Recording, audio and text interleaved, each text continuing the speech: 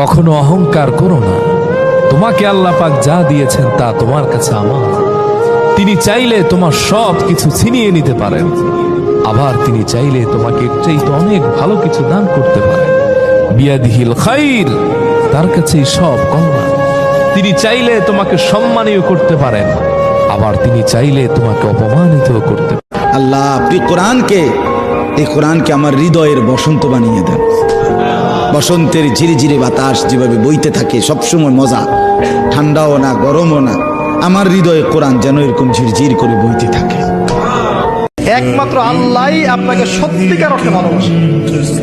বৈধ কি আর অবৈধ কি, কেউই আপনাকে আল্লাহর মতো করে ভালোবাসবে না।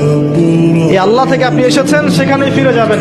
মাঝখানের কিছু প্রয়োজন, কিছু সাময়িক সময়, এখানে কিছু বৈধ ভালোবাসা আছে আর অবৈধ পাশবিক দাসত্ব আছে।